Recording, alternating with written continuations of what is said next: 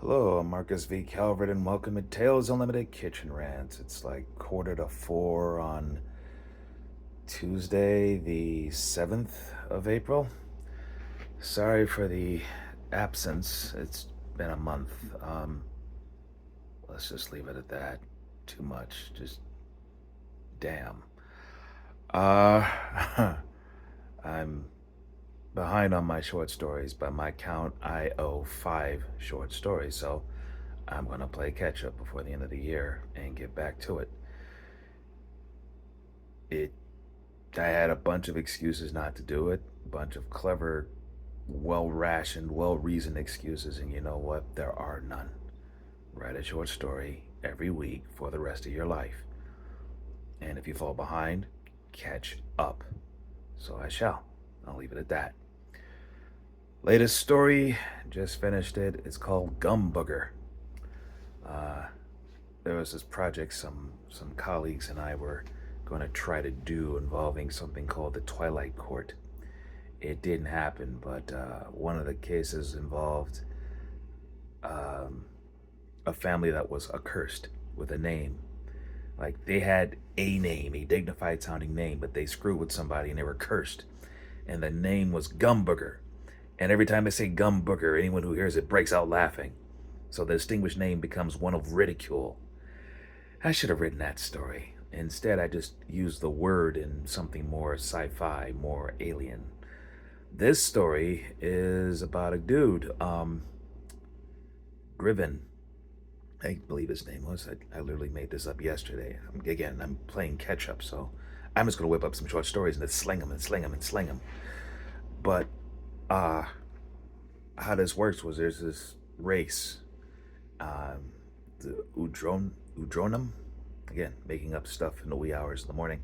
The Udronum, they were a warrior race, conquerors.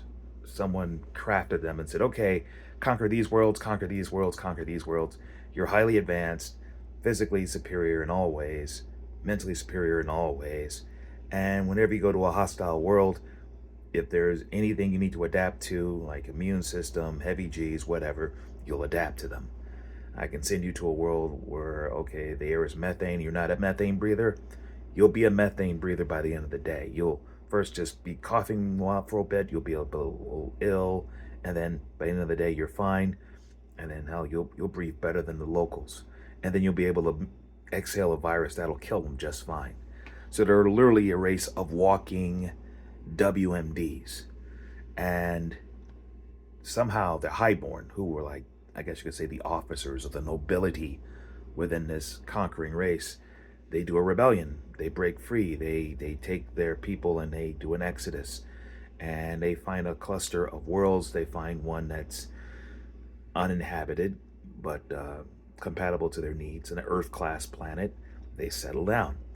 And these other aliens are like, okay, we've heard of you. Are you going to conquer us? And they're like, no, no.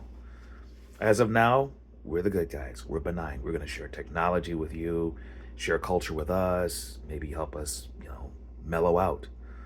And for centuries, a beneficial relationship happened. And the surrounding races actually benefited more because they were given like life-saving medications. They were given aid whenever they had an environmental issue. These guys kept the peace.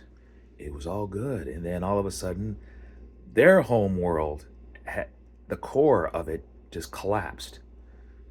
And I'm thinking I want to imply that it wasn't a natural event, like someone bombed the core of their planet. And as it was collapsing, as people are dying right and left, kind of Kryptonian style, the other races pounced. They looted their technology, enslaved their population. I mean, come on, you have a race of superfolk. You don't want them to run off, forget their good guy status, and become pirates, now do you? No, no. You have to kill them. It's for the greater good. That's what the leaders of these surrounding interstellar races say. Were they in the right? Of course not. But they were also jealous and terrified of these people, and they blew the crap out of them. They enslaved them. They sterilized the ones they could capture. And within a few generations, basically, this race was effectively extinct.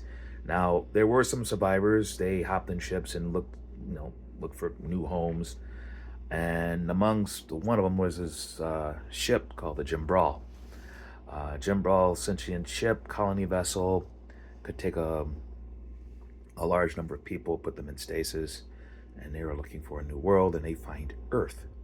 But along the way, everybody dies except this kid, a child, a highborn child.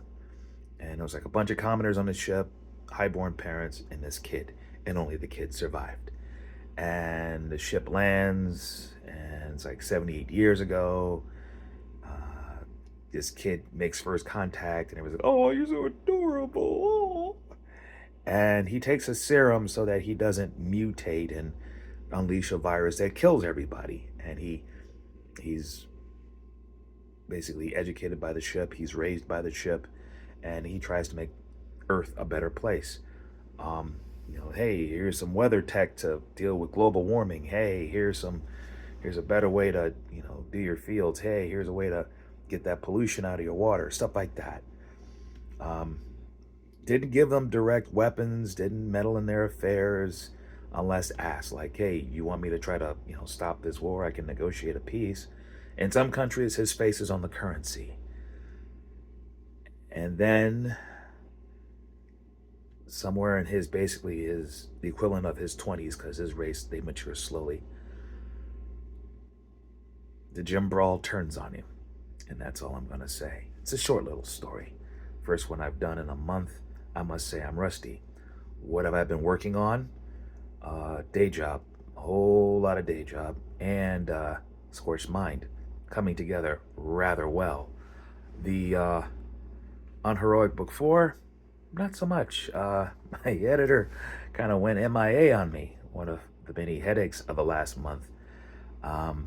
I've got nothing back, not a hint of life, except for like an email or two. So I'll let my editor handle whatever she's got to handle, and I'm going to go on faith, which usually results in me slamming into a brick wall at 60 miles an hour.